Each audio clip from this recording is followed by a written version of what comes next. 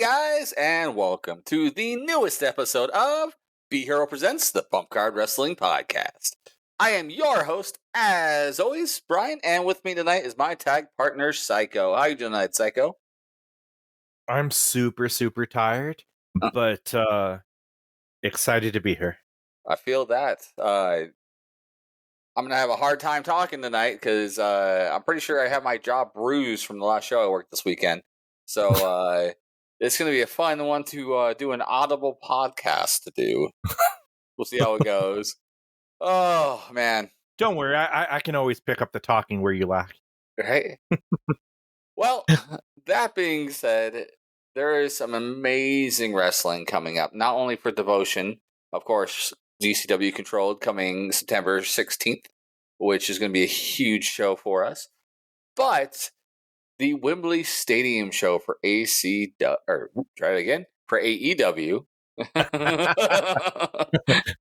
would have been cool.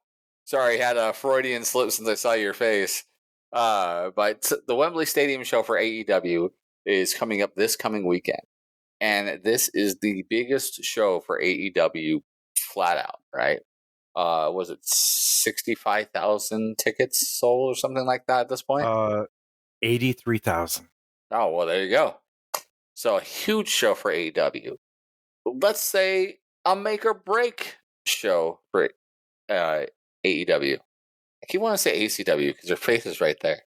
But it's a huge show for them. It's a make or break show for them. So let's talk about it.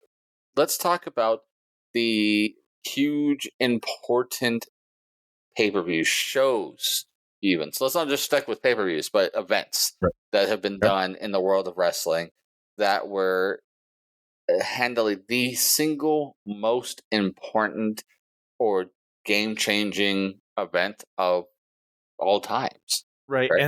And I want to say a caveat here that this is not, what were the best, shows that had the best matches, or were not necessarily. Some of them do, but it's really the ones, what had the most writing on it, what had the biggest impact, what could have had the biggest impact, things like that. And there's been a few. Oh, yeah. I as we were talking about this before we hopped on, and even now I'm thinking about it, there are several other ones that have popped in my head. I don't know if they're ones that you even might have thought about yet. So I guess we'll have to see. Oh, yeah, we'll see. Let's start. I think we have to start with one that we were talking about off air. We have to talk about WrestleMania 1. Yes.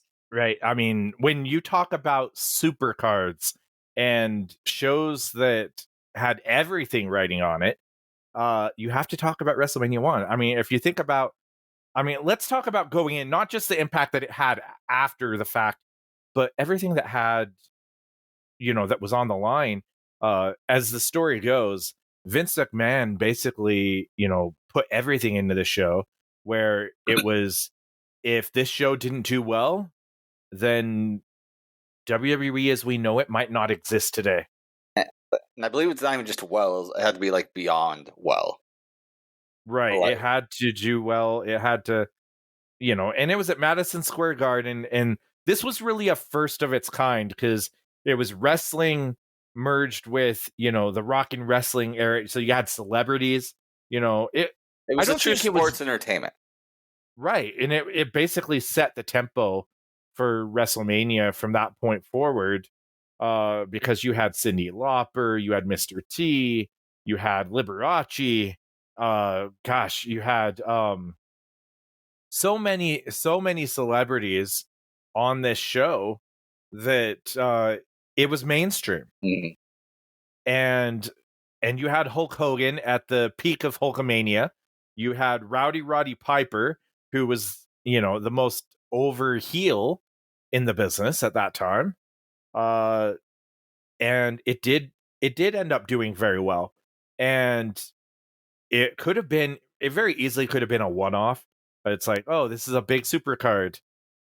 But its impact, carried on where we're getting close to WrestleMania 40 now. Yeah. So, gosh, which makes me feel old as you know what.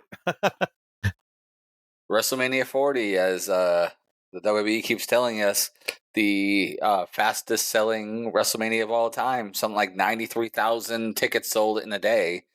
So That's going to be incredible to see. yeah.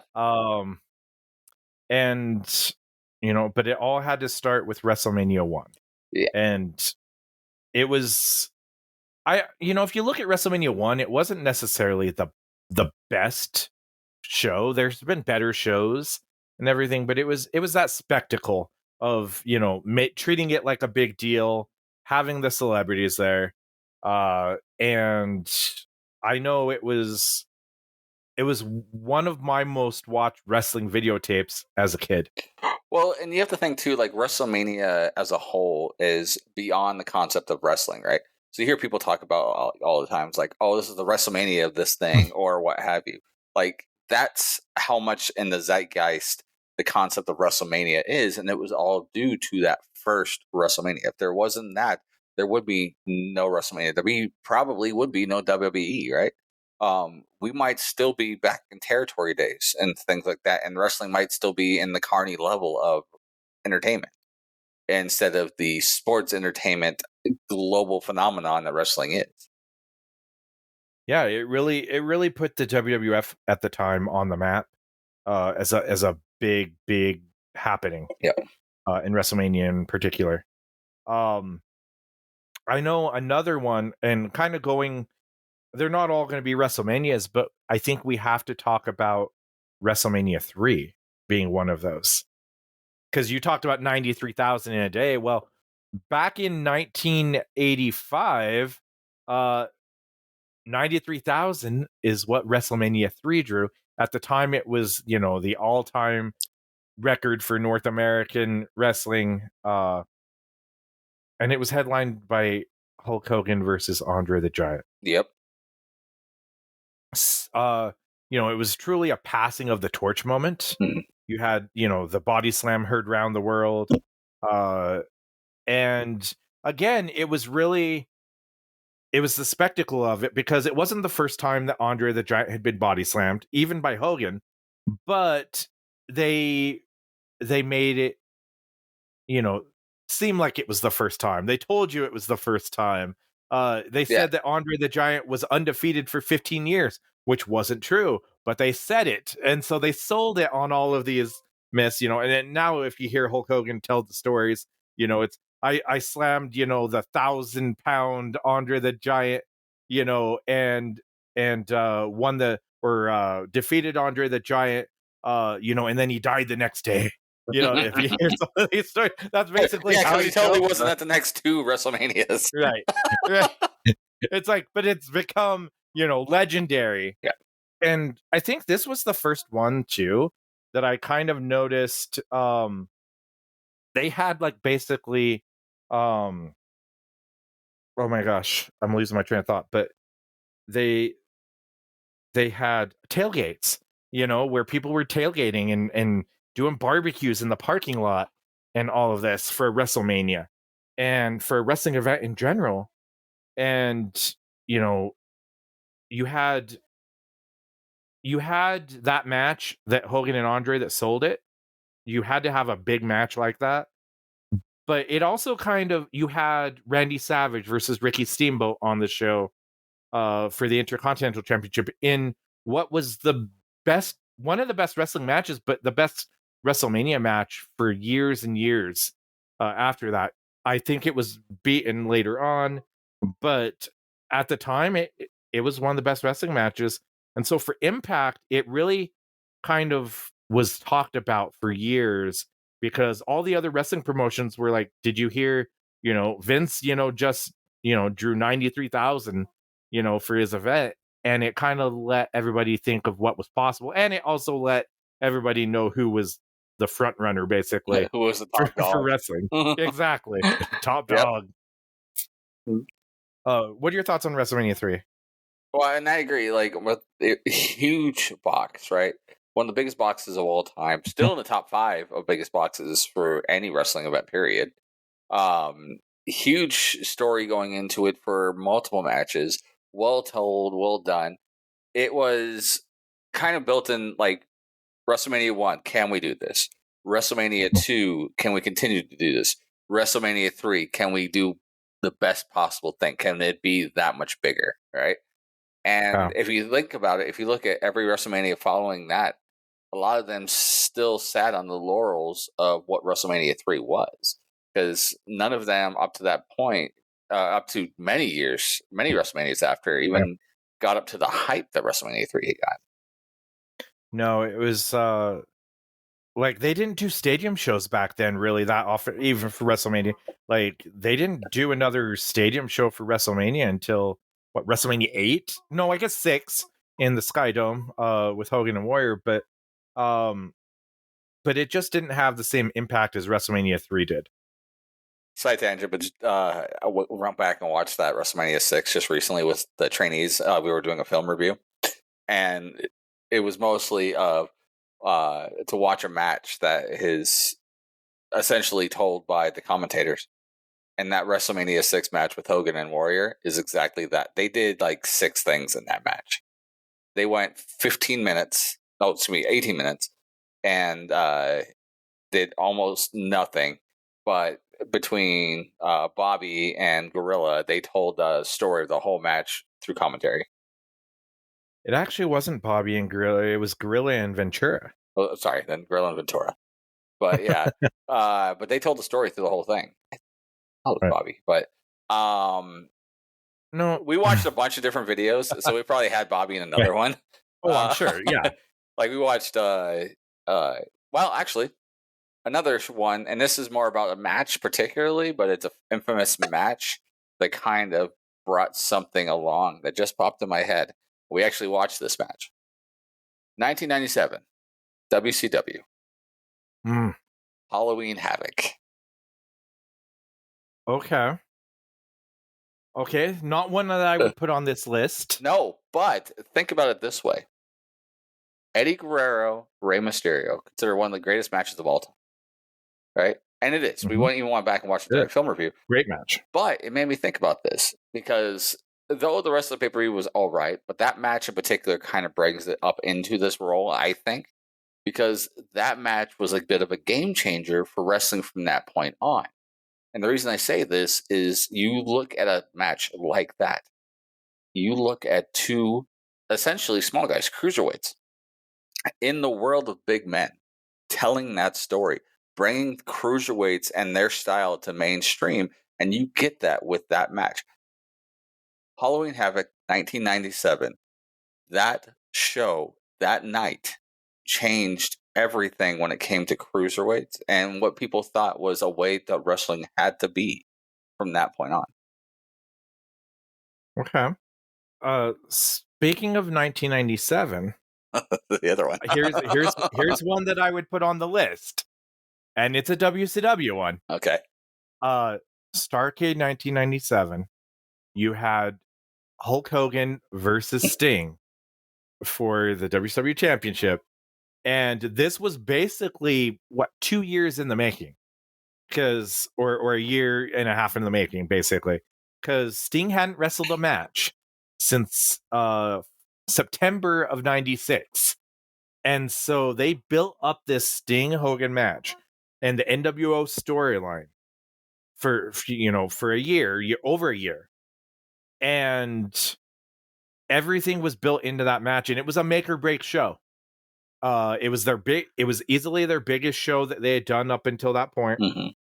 And in my opinion, it did not live up to the hype.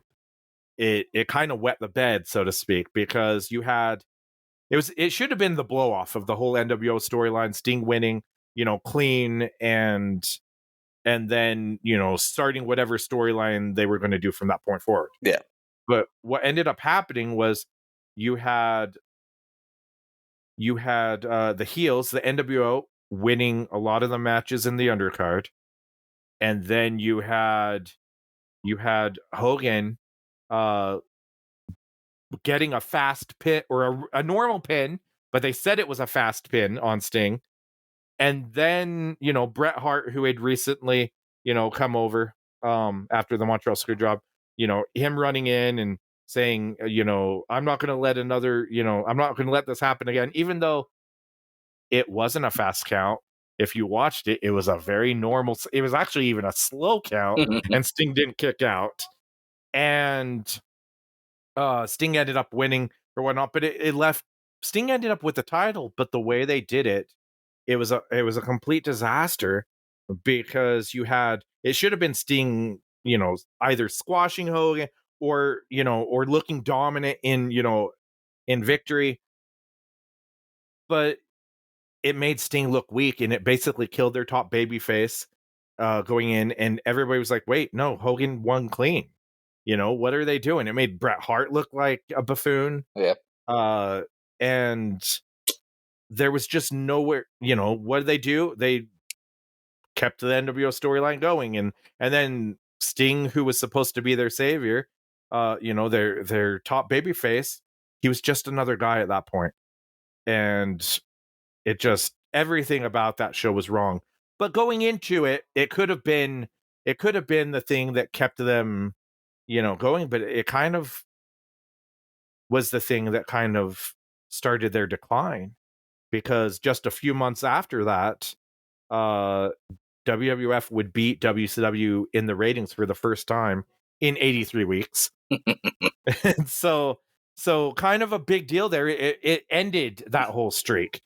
Whereas if it had done well and they had booked it properly, who knows what would have happened? It would, the whole landscape of the Attitude Era would have been changed. Yeah. I mean, it was definitely paradigm shifting, which is really what this conversation's about, because it did cause the decline, the fall of WCW, as, a tagline would say. And of course, there's another pay-per-view we need to talk about from 1997. You brought up earlier, Survivor Series 1997.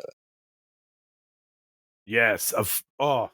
Talk about an event that changed the whole dynamic Right. of everything. 1997 was an interesting year. Right?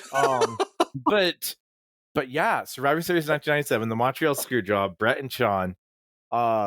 Without that show happening the way it did, I don't know that you get heel Vince McMahon.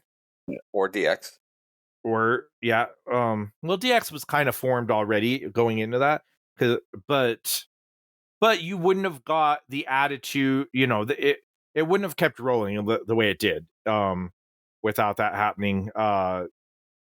But it basically launched the whole Shawn versus, or it launched the whole Austin and McMahon story.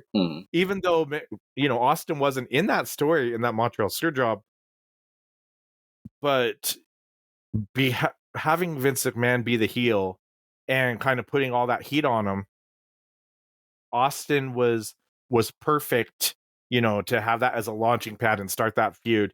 And that's how they won the ratings later on. And it launched the whole Attitude Era, and they didn't look back. And it was very interesting, but it could have been different with the Screwjob. Bret going to WCW, it could have been the final nail in the coffin for the WWF, with their big star leaving, to go to the competition. And it looked bleak at the time for WWF. But who knew that just a couple of months, or the very next month, is when Starrcade 97 happened, and they completely botched that. And then the heel McMahon and Austin thing took off. And very, very interesting turn of events there. Yeah, definitely. I mean, it wasn't like the thing that started the Attitude Era, but it's kind of the thing that gave you that boost. It's that realization almost that now we are in the Attitude Era. It basically poured gasoline on it. Yeah. Right? It was like, okay, we're heading in that direction already, but now it's like anything goes. Yeah. It's it took the gloves off, so to speak. Another big one that was an iconic show and I'm going to go back to WrestleMania here, but WrestleMania 17, you had Austin and The Rock, and it was basically the peak of the Attitude Era, because it started to decline after this, and it was the biggest show, in my opinion. It's the biggest WrestleMania, in my opinion, and one of the biggest shows ever. But you almost had a thing that failed there a little bit too, because Austin turned heel. And it wasn't that he turned heel, because everybody wanted him to turn heel, but he did it by siding with Vince McMahon, the guy that he had been feuding with for so long, and hugging him and everything. And it was just so out of character for everything, and nobody wanted that. And it was in his hometown, no less. So you didn't get the heel heat that you wanted, because they were cheering him. They're like, yeah, he beat The Rock, and okay, he's with Vince, but whatever. But everybody else, that's not from Texas, they're like, we don't want this. What?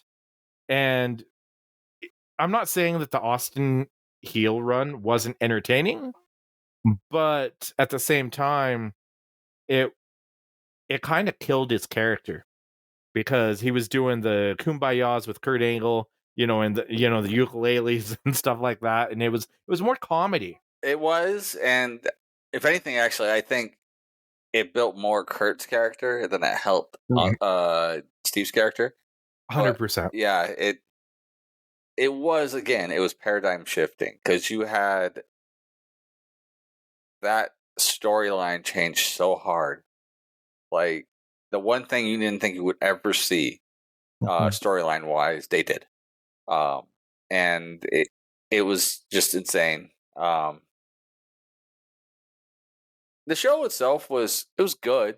Like, WrestleMania 17 was a really good show, but I don't want to put it as a great show. Well, you had Austin and Rock, which was a great match. Yes. You had arguably the best of the three.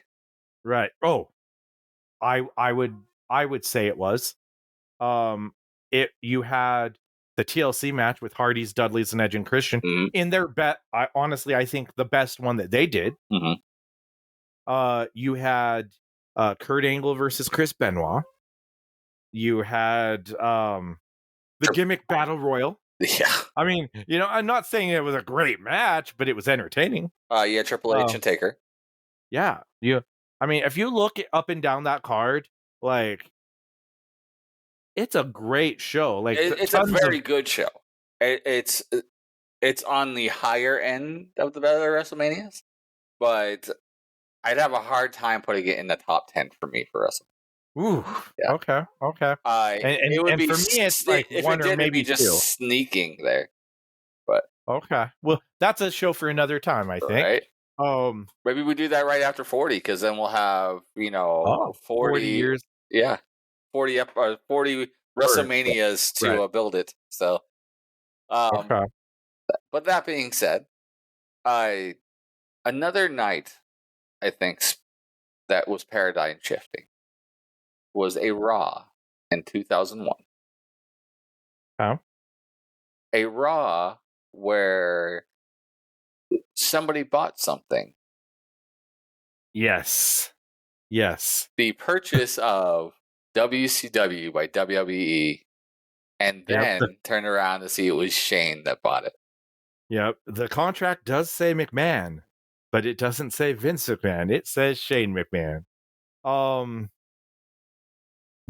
That was a big night for both, right? On both channels. It was a simulcast that was something that you never thought you'd see, right? Yeah. So that was it definitely had an impact of kind of what happened from there. It's a shame that they botched the whole invasion angle. Oh, yeah. Because that could have been so big for the company.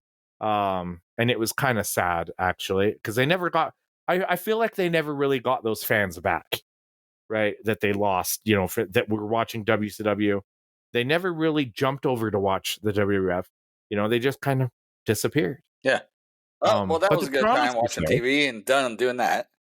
Right. It's like, oh, well, wrestling's not cool anymore, right? And WrestleMania 17 was the next pay-per-view. Yeah. So it kind of, I think all of that kind of, it's not a coincidence that all of that kind of led to the decline of the Attitude Era. It was basically like, well, okay, this is like the season finale. All right, what's next, right? Let's watch something else. Exactly. Let's go outside and touch some grass. Well, because how do you peak after that? You know, Right. it's like you've got, okay, the Monday Night Wars are over.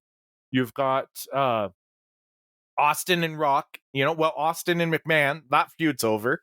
Everything that they liked about that time frame basically came to its conclusion. Yep.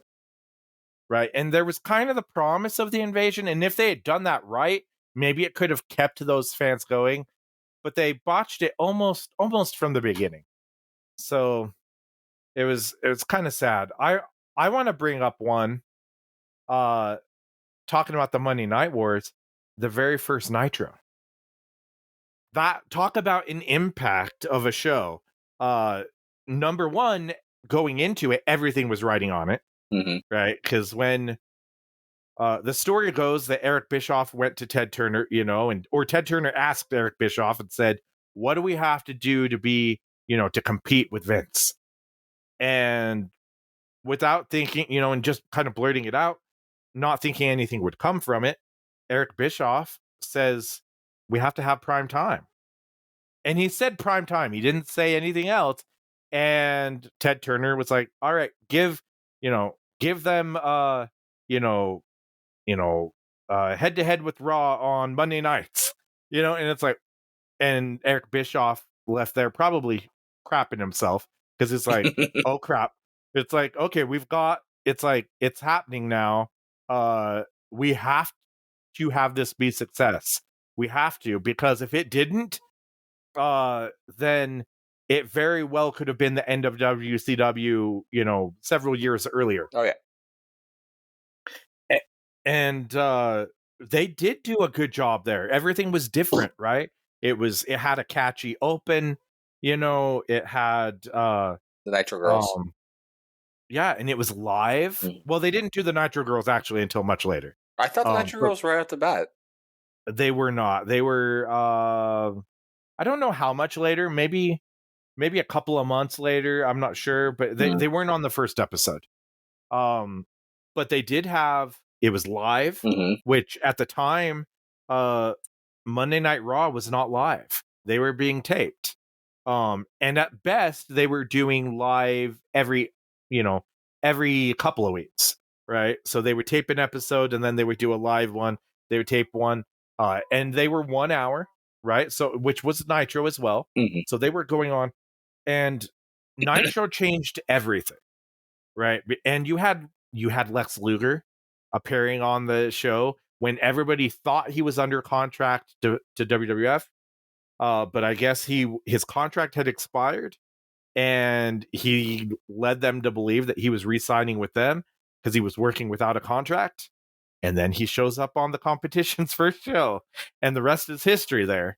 But Nitro changed so much. I remember watching Nitro, I think it was the following week, and Eric Bischoff basically giving away the results of Monday Night Raw that was a taped show. Yeah. And basically it was like, on the other channel, you're going to see Shawn Michaels beat the big guy with 3 super kicks. And it's like, so now that you know what's happening over there, you can stick with us live, you know. And it's that would come back to bite him in the butt when he did that later on, when you had Tony Schiavone do that for well, let's go into that one, because you had a show that, it was actually the Finger Poke of Doom show, where they did the Finger Poke of Doom, where Hogan and Kevin Nash, and they do the finger poke, and Kevin Nash basically sells it like he got shot, lays down, and Hogan pins him. That's a whole different thing, but I want to take it back just a little bit earlier in the show, where Tony Schiavone says, over on the other channel, you're going to see Mick Foley, who wrestled here as Cactus Jack and now wrestles as Mankind, win their heavyweight championship. Boy, that'll put butts in the seats. He says this, and it literally happened like this. Everybody, like I think it was like a couple 100,000 people, or maybe it was more. I forget what the exact number was. They instantly switched channels to Raw because they wanted to see Mick Foley, because they loved Mick Foley. Yep. They wanted to see him win the championship over there.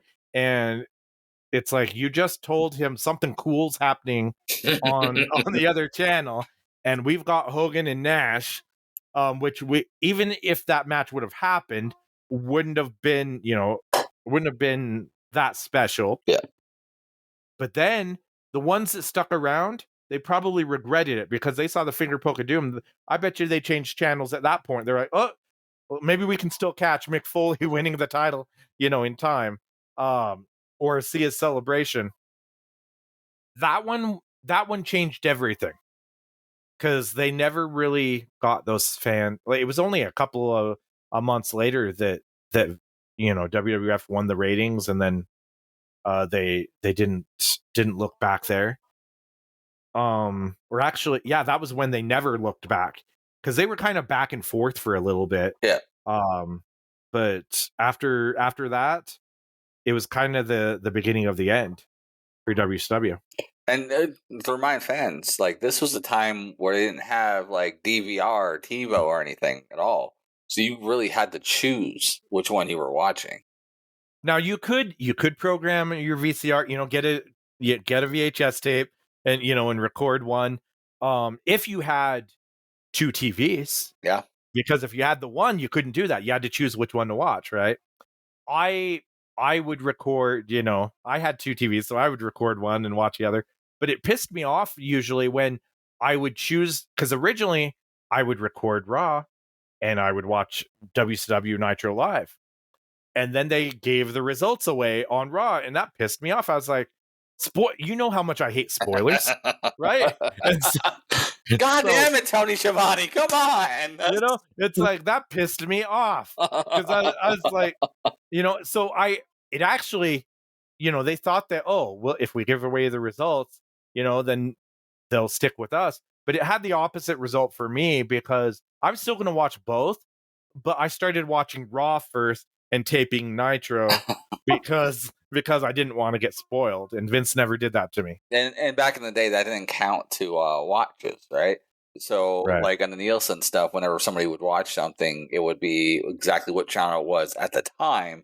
Mm-hmm. Where now, like DVR and stuff, they get those recording counts and things like that, and how often people go back and watch them on demand and stuff. Totally a different thing to where it is now, or what it was then. Excuse me. Yeah, and Nitro used to, they eventually started doing a replay later in the night, and so because Raw didn't have a replay but Nitro did, I just watched Raw live and then caught the replay when, and then I didn't have to set a VHS tape, which is what I did as well. Because we had like DirecTV, so I watched Raw at like 6, and then by the time that was over, I'd be able to catch like the last little bit of WCW, and then watch the replay because it played on right after again. Another of show that was kind of a big deal, and they're not going to be on this list too much, but TNA at the time, Total Nonstop Action, which is now Impact Wrestling, they tried to go head to head with Monday Night Raw at one point, and on Spike TV. Yeah, and it was that first show, I legitimately thought, oh, they might have a chance, because they did do a lot of surprising things. Jeff Hardy made his return. Ric Flair showed up on the show, which was kind of a huge surprise at the time. Little would we know that, of course, if you offer him money, he's going to be there, right? But especially if the other guys aren't employing him or whatever. But they were throwing everything at the wall, but that was a huge mistake. That actually killed their momentum, because, and over on the other show, you had the Bret Hart returning to go face to face with Shawn Michaels for the first time since the Montreal Screwjob. That's a tough one. That's a tough one to go up against. Now, granted, they actually WWE did that in response to TNA going head to head with them, but that's a heck of a response. Right. It's like, oh, what can we do to go against them? Let's have Bret Hart return for the first time and go face to face with Shawn and Vince, and it's like, I can tell you, as excited as I was for TNA, and that was one of the few that I actually did flip back and forth a little bit. But when Bret was out there, I wasn't flipping that channel. No surprise. For those that don't know, I'm a huge Bret Hart mark. I soured on it a little bit. I've come to terms with the fact I'd put Shawn Michaels ahead of Bret as far as a worker goes now. But Bret was my guy. And I still side with him when it comes to the Montreal Screwjob. Mm-hmm. But yeah, those were huge shows there because it was the first time that since WCW that there was legitimate competition. But it wasn't. They weren't ready to go head to head. No. And so because if they would have just stayed on, I think they were on Wednesday nights at the time. If they would have just stayed there, growing that, or maybe it was Thursday, I forget.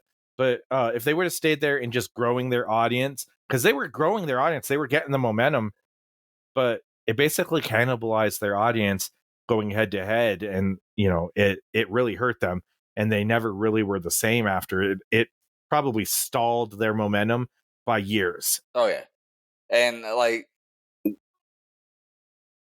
you lose the ability when you have that momentum stop to be able to go higher as a plateau. So like they plateau at a low and then they stick at that for levels. And even that, like when they plateaued, they kind of drop down after a while, a little ups here or there. But really, they never really got much higher than when they went and tried to compete at Monday night.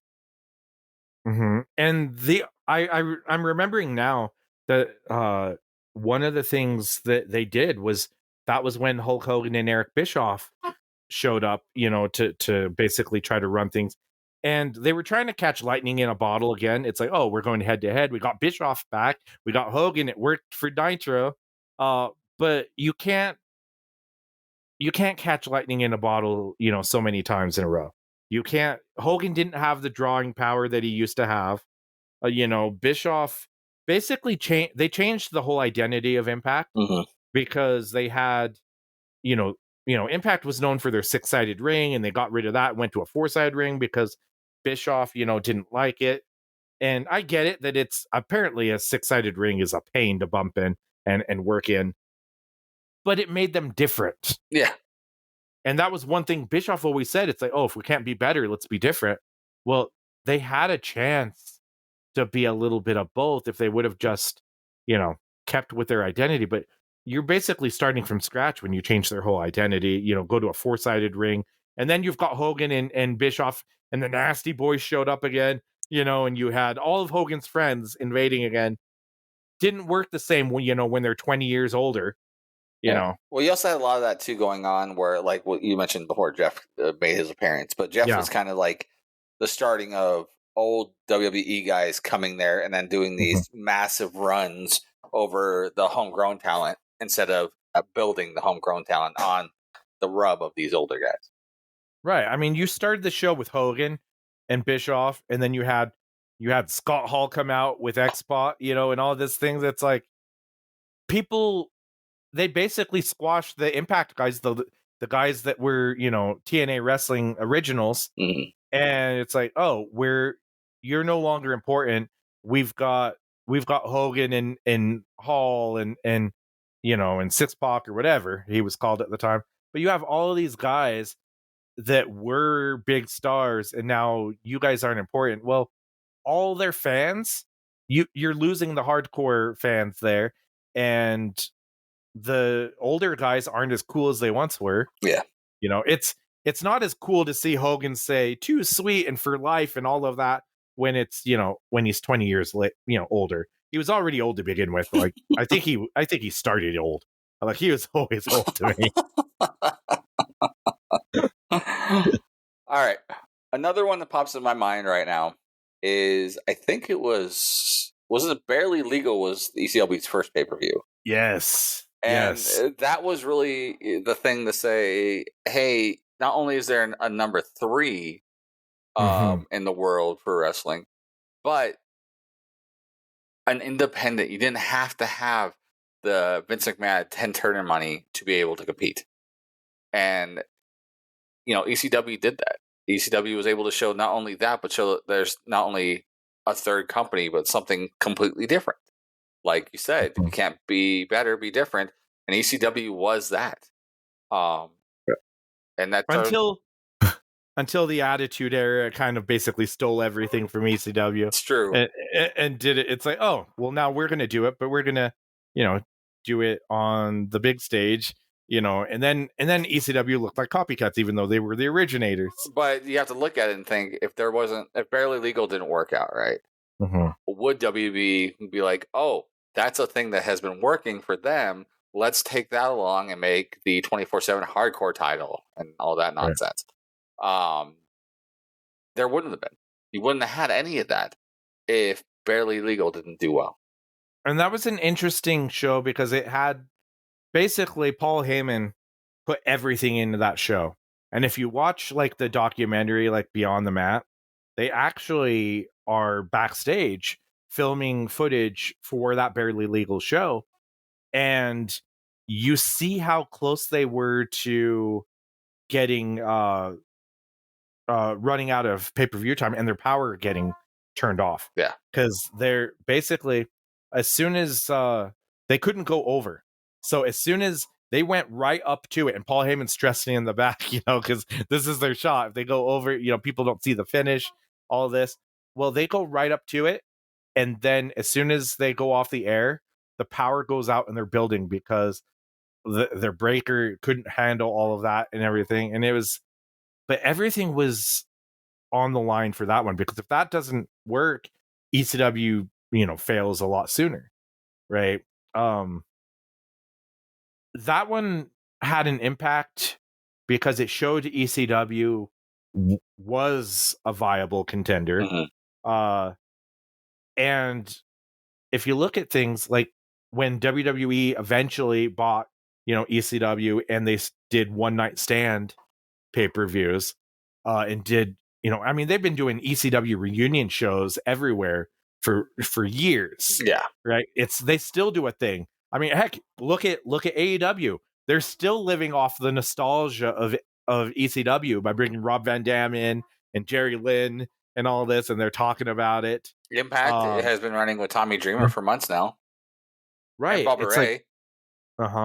So you have all of this off of ECW, and it's not just it launched stars, which it did, but it also just the name ECW. They're still trying to recreate that.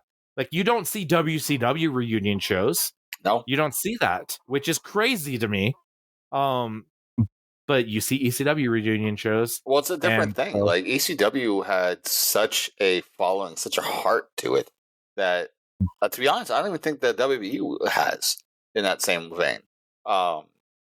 ECW was literally not only the little engine that could, but every person, every fan that would go there felt like they were a part of something special, because they were. And then you look at, because Barely Legal worked out, all of these other people who got to be able to go through there, like Rey Mysterio, like Austin doing his promos there to become ostensibly Austin, happened because of ECW. You had, Benoit, and you had Dean Malenko. You had, like I said, the cruiserweights. You had so many great guys, and that's not even talking about their homegrown talents like Taz and Rhino and Sandman and Tommy and so many other guys. And that all happened because that pay-per-view worked. It ended up doing what it needed to do. Another one that I want to mention, especially leading up to this big show in Wembley Stadium, the very first All In for that, before AEW actually was a thing. Yep. Right. Before there was an AEW, there was Cody Rhodes, the Young Bucks, Chris Jericho, all these guys that came together to sell out Madison Square Garden. I think no, was it Madison It was Square Garden? Madison Square Garden. Well, they originally did. That wasn't All In though. That was that was Ring of Honor basically when they were with Ring of Honor. But then they sold out Chicago. That was the first All In, was in Chicago. So they kind of did a twofer because they did Ring of Honor, but then they did their own thing. So they did the one you're thinking of was a Madison Square Garden, with the first big show that they did, which was the All Out, which was their first big show that they had done, was in Chicago, and that was the first AEW show. There was but everything was riding on it, because up until that point there had been no other promotion outside of WCW and the WWE in North America that had drawn at least 10,000 people, which is crazy because Impact didn't do it. Nope. Not in North America. And there, ECW never did. And so they did it off of, they were the first one to do that. And it kind of proved everybody wrong. Like, hey, we're gonna do this. And if it wasn't for that show where they sold, over 10,000 people, went to, and I think people were like buying tickets to it, even if they weren't going because they wanted to support, the movement, so to speak, because they were so hungry for an alternative to WWE at the time that they made it happen. Well, that alternative too caused a global change in wrestling as a whole, right? So not only did you see the beginning of a new competitor, with them getting that 10,000 in Madison Square Garden and building that from there, but then you also saw that with that competitor that they had to have a new drive. You had to have new storylines and new things. So WWE was going to have to start changing and stop living off their laurels, which, mind you, they took several years to get to that.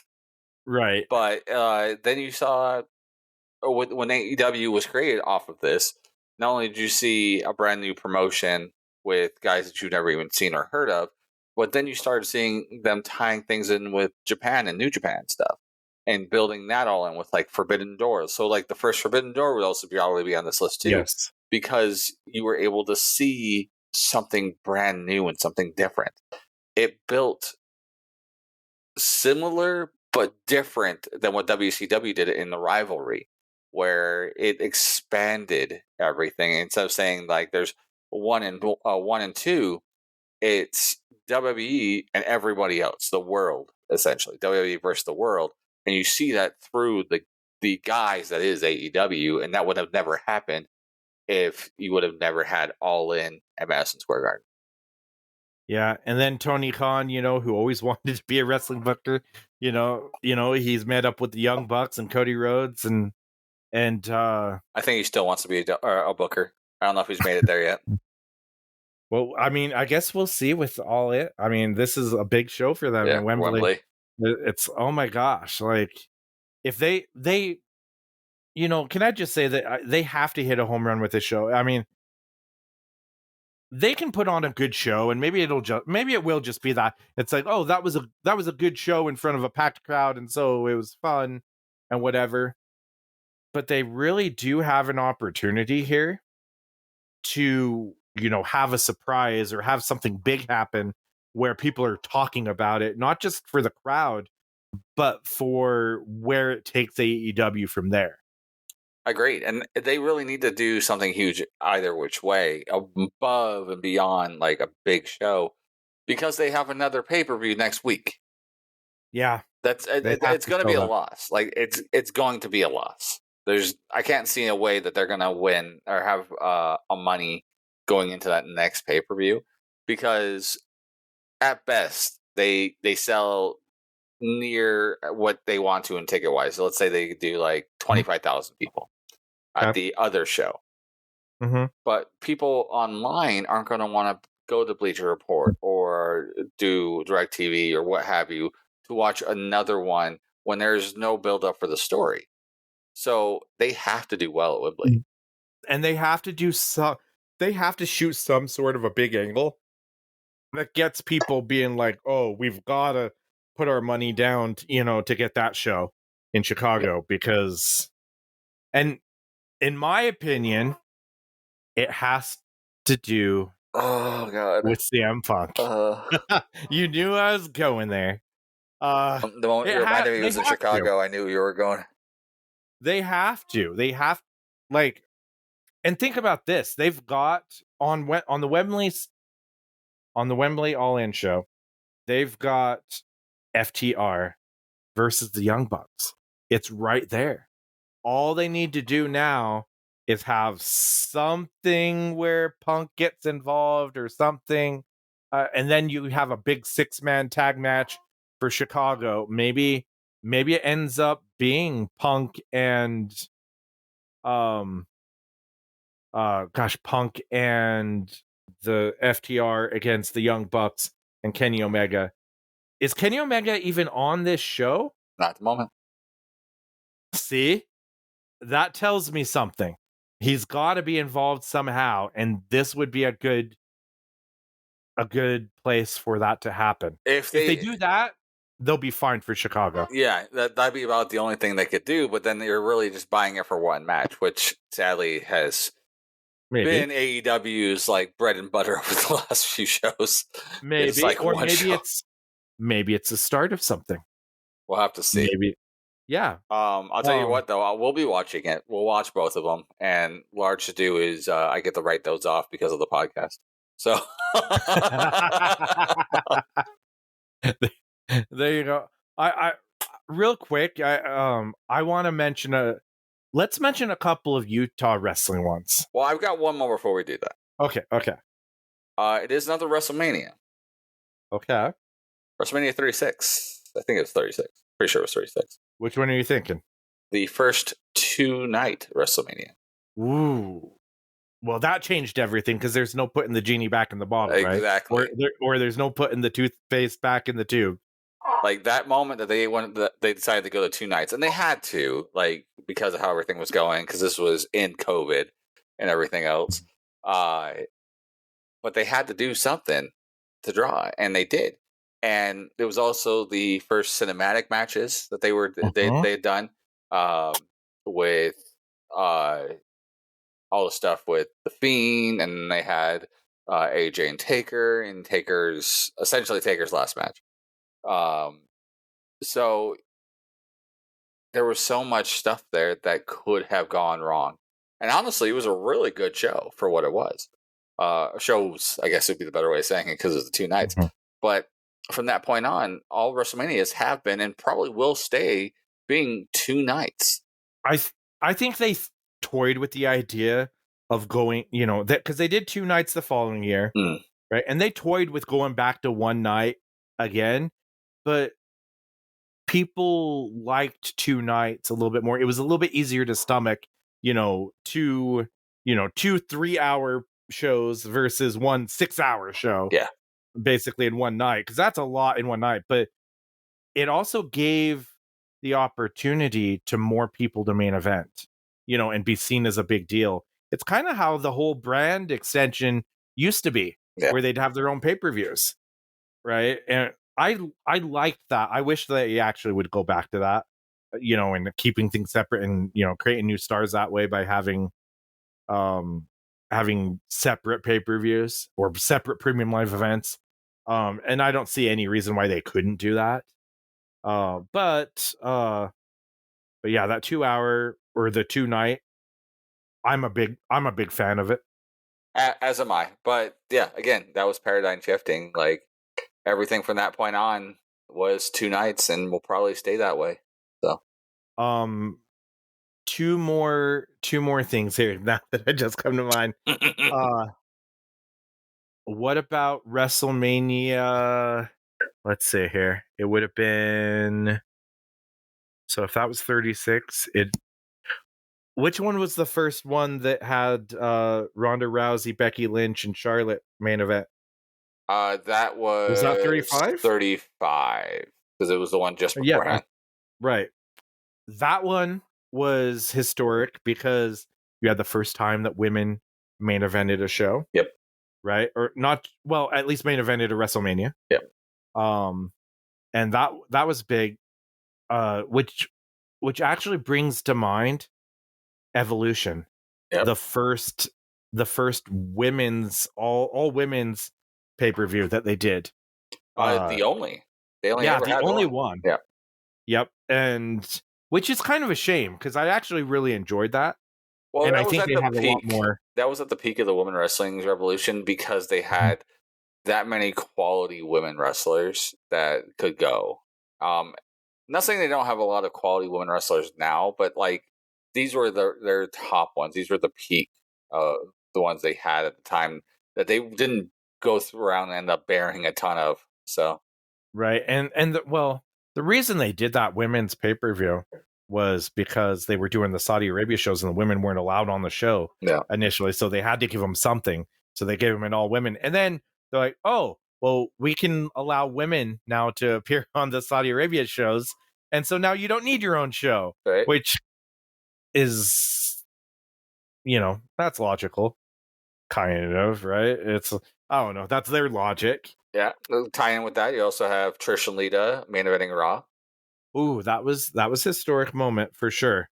Yeah, that was. I mean, gosh, and then you go Royal Rumble '92, where you had the first Royal Rumble for the WWF Championship. Yeah, which kind of led to the next year because that was the first time that the Royal Rumble actually had stakes, right? And it led to the following year. I bet Jim Duggan was pissed off. It's like, I could have done that. Where was my WrestleMania title shot or my title? And then then the next Royal Rumble, they were, number one contender. They were going on to WrestleMania to fight for the title. And I was just going to say there's a lot of women's first because you got the Royal Rumble where they had the first women's Royal Rumble where they main evented the Rumble pay-per-view. All of those were historic, really. But yeah, pretty cool. Some Utah ones. Okay. I've got a couple of, obviously for what would you say was DCW's biggest one that had the most impact?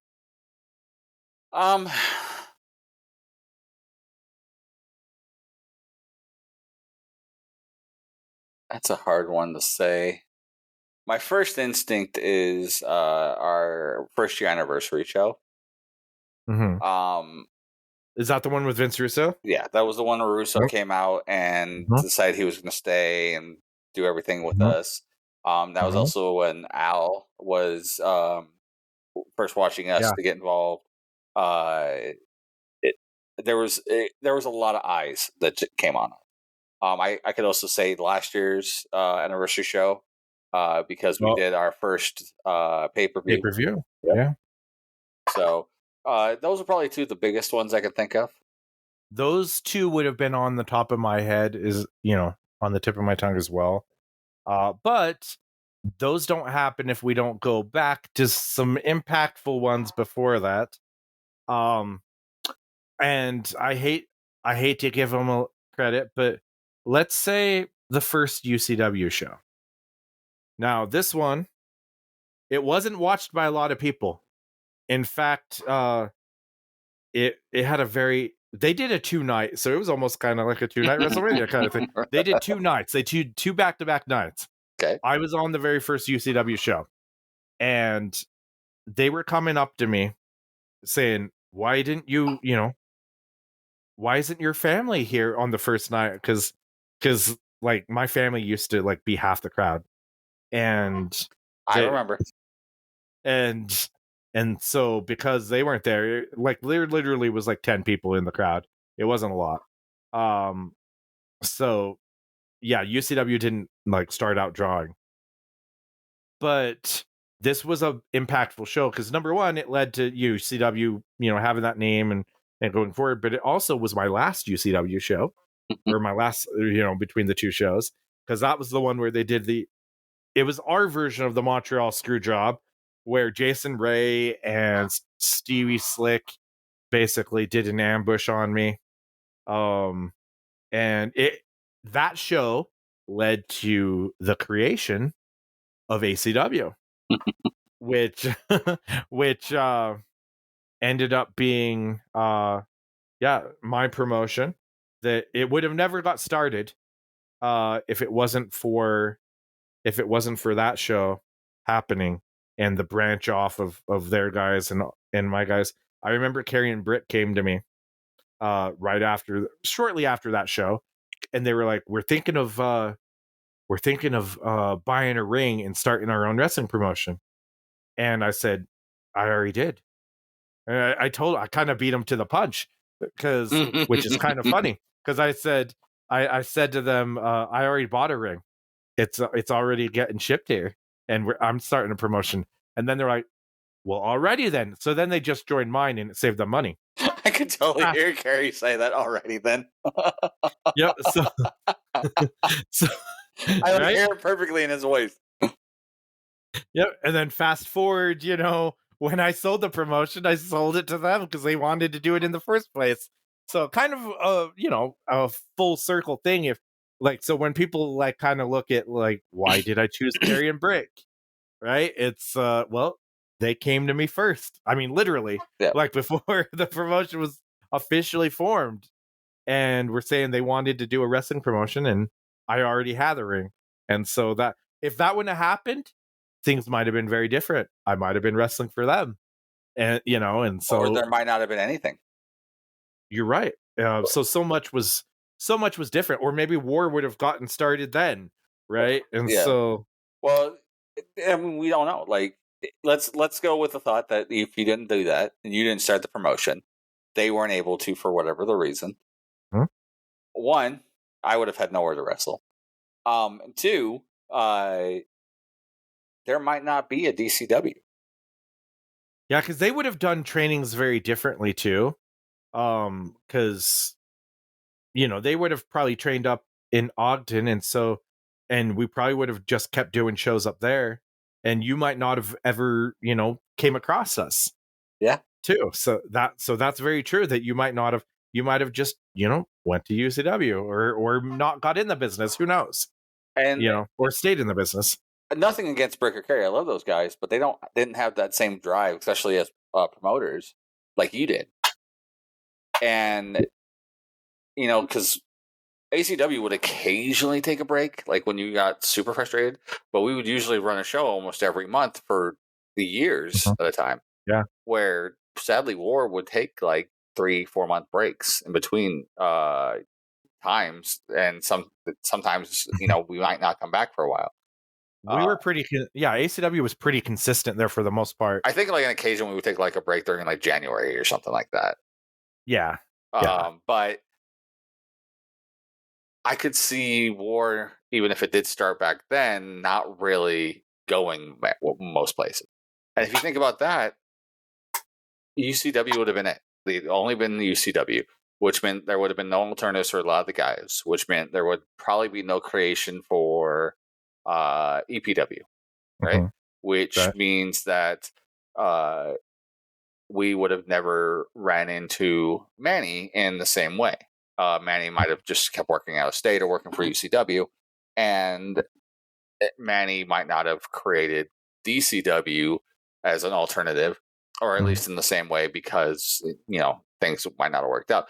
So if you think about it, there's a chance that you making ACW created everything that's in Utah wrestling now. I believe that. I believe you do too, with that ego of yours. But we don't know. We'll never know. Sadly, happily. That's how it is. I got another. Okay. That's kind of a big one. Well, so the one where we did the very first steel cage match for indie wrestling in Utah. So were you on that, or were you not there either? I was injured at the time. That's right after I tore the ligaments on my ankle, or right before I tore ligaments on my ankle. So we did, and that's a heck of a story there too. But we did, we had advertised the very first steel cage match in Utah.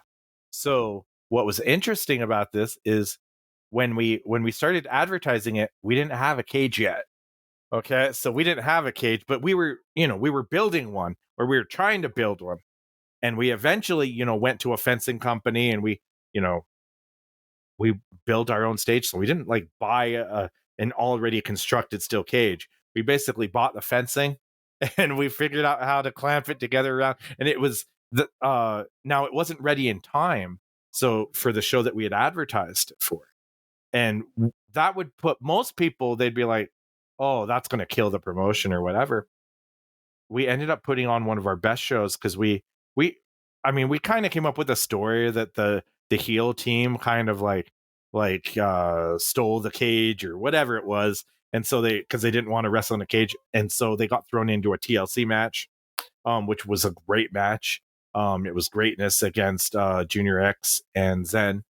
But then the next show, we figured out how to do the cage. We ended up doing it, and Stevie Slick, because of that, because he was so upset that we were the first ones to do a cage, he ended up buying a cage, almost put themselves out of business by spending the money, spent way more than we spent on the cage. But then they ended up, their first show, they ended up having two baby faces wrestle in the cage for reasons.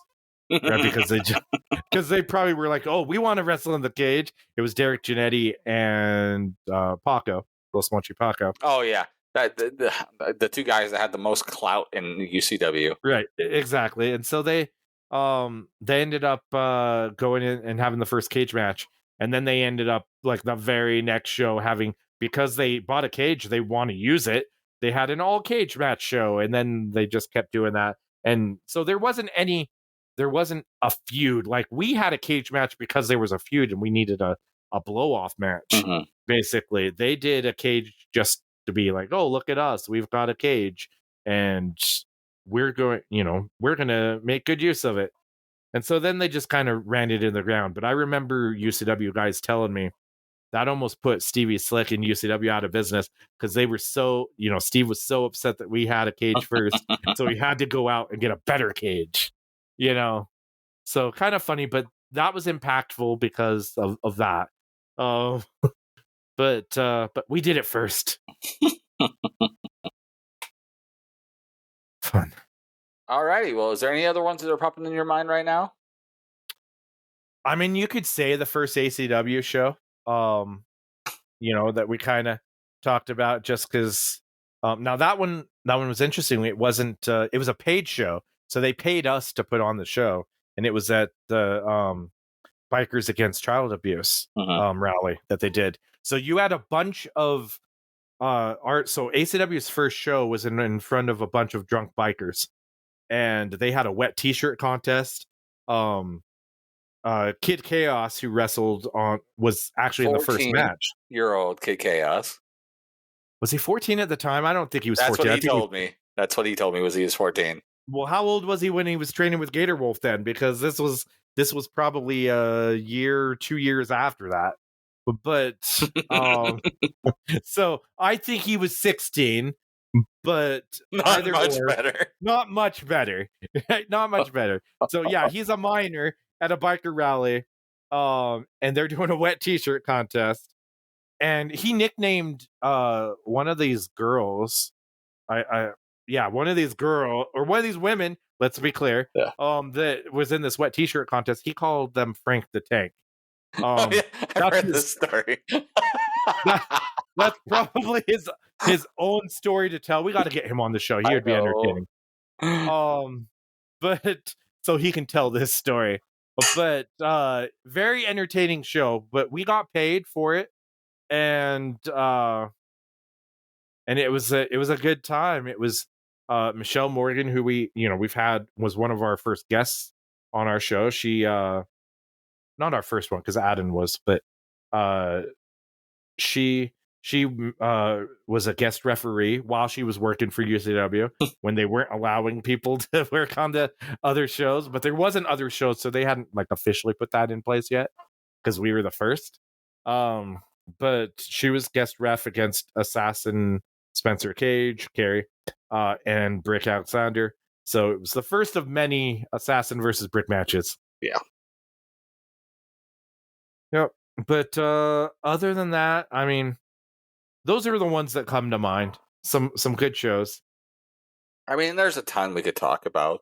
Marshall White. Marshall White show, like your first Yes. of many retirement shows. We could talk about the first live taping DCW show that went on Fight, that went national. That one wasn't on Fight yet. It did go eventually to Fight, right? But it was on the CW local here in Utah, and had over 2,500 people watching when it aired. And then there was ACW on Comcast On Demand. Yeah, with all 500 people to watch that one. So there's a variety of things we could talk about local, but you know what? I want to hear from you fans. I want to hear what you guys think. Was there any paradigm changing important shows or matches that we missed out on nationally, globally, locally, what have you, that we didn't talk about? Or what was your favorite, even of the ones we did talk about? So hit us up on the social medias on Facebook, Instagram, and Twitter at BeHero Media, or on BeHeroMedia.com, where you can find everything that is BeHero Media. You can also reach out to me directly at Mike Burke DCW on Facebook, Instagram, and TikTok, or on Twitter at Mike Burke Pro, because the X totally still does not want to give me back my old username. So, and then finally, you can reach out to Psycho at Psycho Wrestling on Facebook. All right, guys. So coming up this weekend, Saturday, which is the 17th. Let me pull up my Google. No, it's not the 17th. 26th. August 26th. We'll be right up in Ogden for Devotion Championship Wrestling. And that will be the newest Tussle Time Kamikazes. Those are always a fun show because, one, you get to drink. And two, we get to kind of do whatever we want. It is a 21 older show, so we don't have any limitations. Then following that, we will be having our biggest show of the year so far. That will be DCW Controlled September 16th at Trolley Square in Salt Lake City. That one will also be having EC3, I believe he's still the current NWA television champion. I could be wrong. And then we'll also be having former Chris Masters WCW worker known now as Chris Adonis. He will be there, as well as many more. Then following that same week, we will be at Fan X here in Salt Lake City all 3 days, 21st, 22nd, 23rd. Also, you do get a 15% off on buying tickets to Fan X if you use the code Devotion. I believe it's Devotion or DCW. Nope, it's DCW. Use the code DCW, you get 15% off on your tickets to Fan X. Then finally, we'll be right back at Light Tree Studios at October 7th for our next show there. I believe that is the Halloween Bash one that we have. I think that's the name for that one. So come out to those. It'll be a great time. I'm super excited. I hope you guys will be super excited for those shows too. Controlled looks like it's going to be insane. Tickets are going really fast for those ones. So please get your tickets now while you still can by reaching out to Devotion Championship Wrestling on Facebook or DCW Salt Lake City on TikTok. Nope, try again. On Twitter. TikTok, I think it's just Devotion Wrestling. So, all right. Well, Psycho, is there anything else left to go on? No. I think we have a couple of weeks of review shows coming up. We have a single review show next week and a double review show the following week. Thank you, AEW, for making our job that much harder. So, well, I guess we'll have to see how the Wembley show goes. Let's see if it's going to be a make or break for AEW. But that being said, guys, for the rest of Be Hero Presents, this has been me and Psycho, and that's us tapping out. Have a great night, guys.